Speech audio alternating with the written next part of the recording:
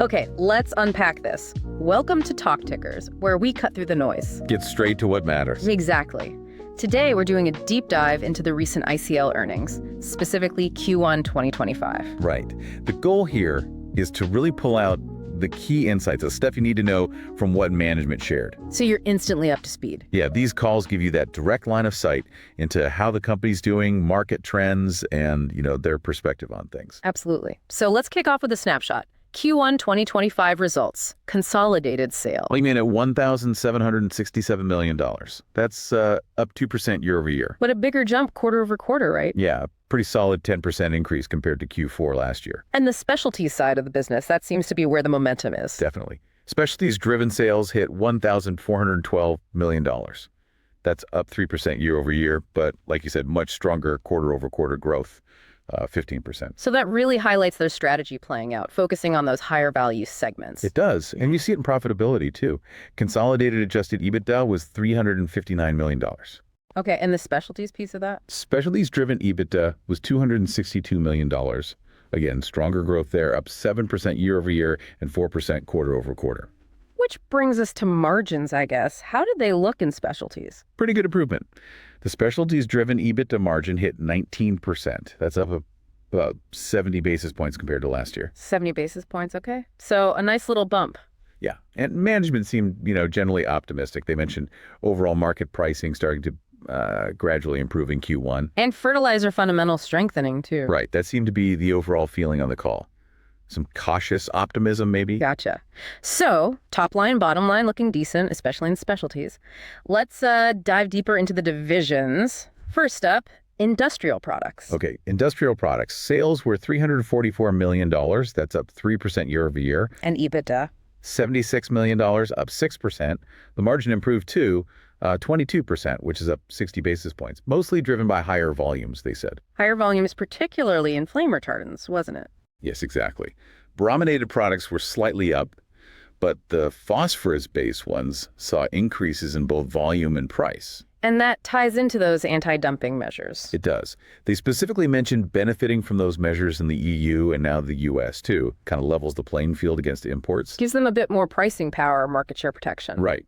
But they were still a bit cautious. Some end markets, like electronics and especially building and construction, were described as somewhat subdued still. Okay. And bromine prices? Any volatility there? Yeah, they mentioned some fluctuations since the quarter ended linked to global trade stuff, but the focus seems to be R&D and innovation to navigate that. All right. Moving on to potash then, big commodity segment. Right. Potash sales were $45 million, EBITDA $118 million. The average price they got was $300 a ton. Which is down year over year, but up from Q4. Yeah, significantly down year over year, but up about $15 a ton compared to the previous quarter. Okay, let's unpack that price situation because it's a bit complicated, right? The timing lag. Exactly. There's this 2 to 3 month gap between the published market prices and what ICL actually realizes on their sales. So like signing a lease months ago versus today's market rent. Perfect analogy. So even though market prices started improving in Q1, the reported price still reflects older, lower-priced contracts. Especially those big annual ones with China and India from 2024. Precisely. They said they still have about 150,000 tons left to deliver under those lower rates in Q2. Which explains the year-over-year drop, even as they try to sell more into higher-priced spot markets. Exactly. They also mentioned some operational hiccups in Q1, but they did a maintenance shutdown in April, expecting better output now. And optimization efforts in Spain and Israel. Debottlenecking, things like that. Yeah. Focusing on efficiency, innovation, sustainability there. Standard stuff, but important. Okay. Next up, Phosphate Solutions. Phosphate Solutions, sales $573 million, up 3% year over year. EBITDA, $139 million, up 6%. Margin looked good at 24%. And what drove the improvement there? Commodity strength. Primarily, yeah.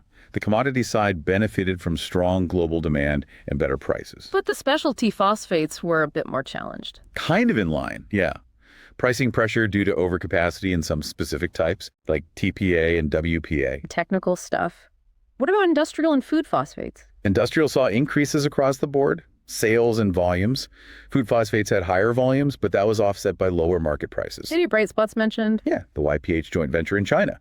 Increased sales and volumes, good product mix. Seems like that team is doing well navigating commodity versus specialty there. And a management change, too. Nadav Tuner is president now. That's right. Strategic focus seems to be market share, volume gains, and expanding geographically for the food and industrial specialties. Makes sense. Okay, finally, Growing Solutions. How did they fare? Growing Solutions sales $495 million, up 3% year over year. But EBITDA showed stronger growth, $47 million, up 12%. And that growth came from? Strategic execution, basically. They pointed to benefits from acquisitions they made last year.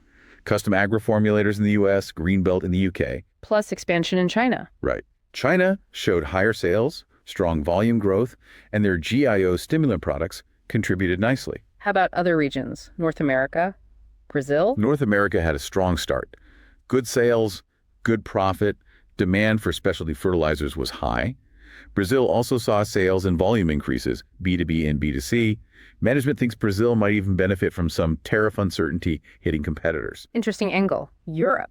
Europe saw growth in their elemental business, and they're seeing this shift towards biostimulants across the region. Which ties into their focus on biologicals, right? The LVI Bio acquisition. Exactly. That closed in early April.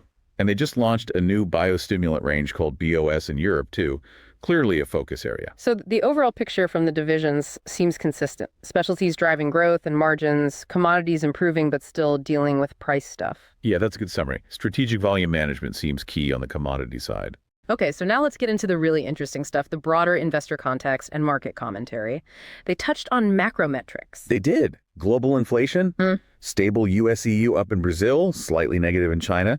Interest rates, mixed bag up Brazil, flat US-Israel, down EU, UK, India.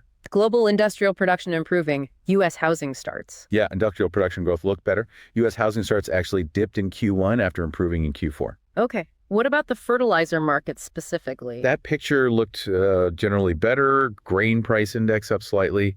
Corn, wheat, soybean prices improving sequentially. And corn's a big potash user in the U.S., remember? Right. And U.S. farmer sentiment. Significantly up year over year, improved more in April. They mentioned farmers may be thinking potential tariffs could actually help U.S. ag. Interesting. And potash and phosphate prices themselves? Both up sequentially in Q1. Potash about 9%, phosphate around 4%. Ocean freight rates also up sequentially, but still down year over year. They also brought in some new market indicators, right, for the non-fertilizer side. Yeah, Chinese bromine prices improved in Q1, but bouncy since then. Specialty phosphate demand forecast looks steady, increasing over the next 5 years. And they highlighted some real high-growth niches. For sure. LFP grade phosphate for EV batteries that's seen over 100% compound annual growth since 2020. Huge numbers. Wow. And technical MAP, another specialty phosphate, 17% CAGR since 2020. Still very strong growth. So ICL's playing in that EV space via LFP in China, and more broadly in auto too. Yeah, bromine and phosphate solutions for the wider auto market. They expect that market to grow about 25% over 15 years. And this stuff goes into electronics, tires, all sorts of things. And consumer products too. Right, another area they supply. That industry's seen revenue up over 7% in 5 years. Relies on innovation, efficiency areas where ICL's ingredients play a role. Got it.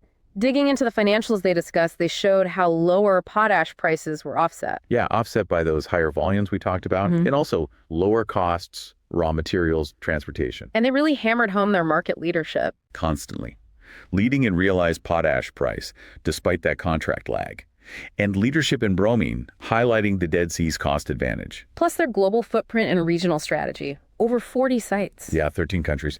And the regional strategy is key. Lots of specialties made and sold locally, like 60-70% of U.S. specialty sales are made in the U.S. That's a big deal with current trade wins, right? Definitely a strategic advantage. Yeah. They mentioned potash is exempt from U.S. tariffs currently, and they expect minimal impact from the global trade situation in 2025 as things stand. But they're watching it closely. Financially, sounds like they're in decent shape. Balance sheet, cash flow. Looks solid. About $1.5 billion in available resources. Net debt to adjusted EBITDA at 1.22x, which is comfortable. Operating cash flow was $165 million in Q1. And the dividend. Sticking to the policy. Yeah. 50% of adjusted net income, that was $55 million this quarter, works out to about a 3.5% trailing yield.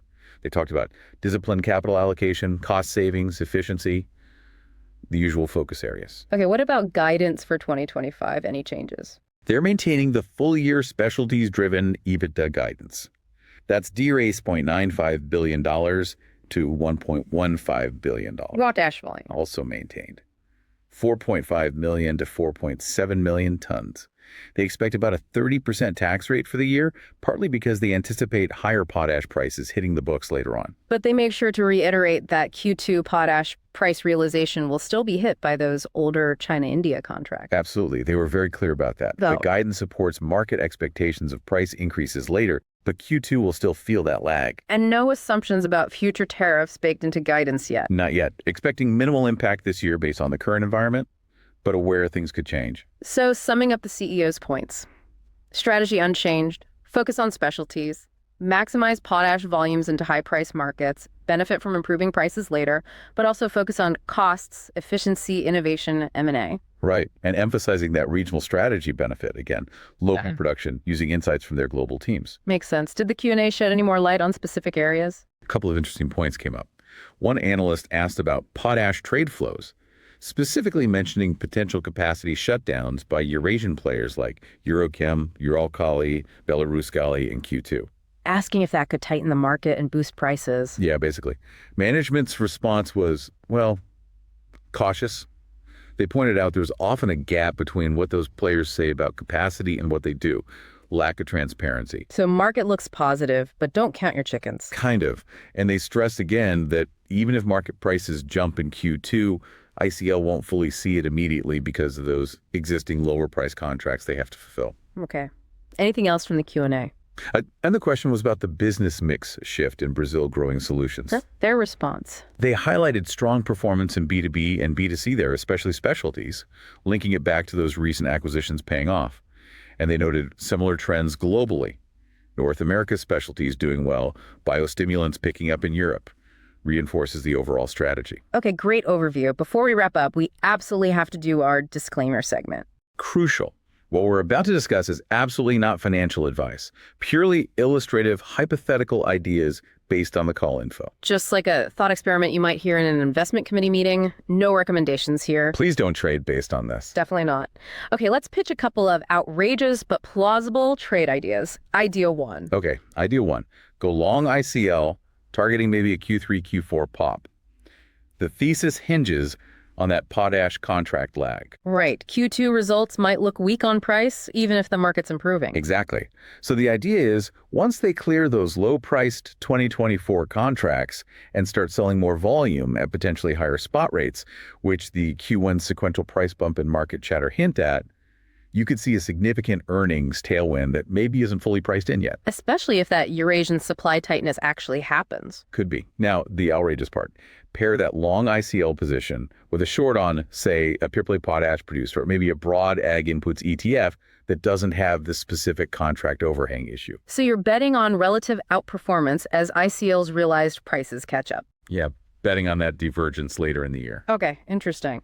Outrageous idea number two. Idea two. A long position based on a re-rating of ICL's specialties business. The argument is the market still kind of views ICL through a commodity lens. Despite specialties driving growth and margins, doing acquisitions like LVI Bio. Right. So the pitch is, do some of the parts analysis. Argue that the specialties segment alone, with its growth and higher margins, justifies a big chunk, maybe even most, of the current market cap. Implying you're getting the commodity potash and phosphate businesses almost for free or at a steep discount. Essentially, yeah.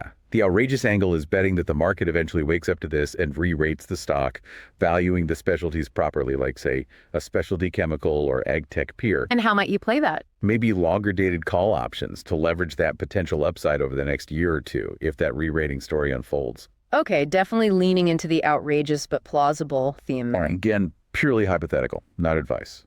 Got it. Loud and clear.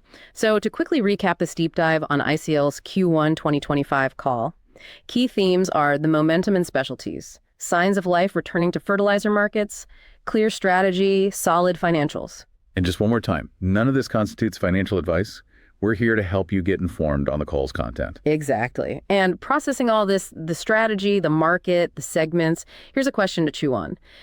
Given how much ICL leans on regional production and specialty differentiation, how resilient do you think that model actually is if global trade tensions really did heat up significantly, more than they expect for 2025? Or maybe think about this. Yeah. Biologicals are growing fast. ICL is investing there. How quickly could that segment realistically become a major profit driver and actually shift how the market sees the company? Less commodity, more specialty, or even ag tech? Interesting things to consider. That's all the time we have for this deep dive.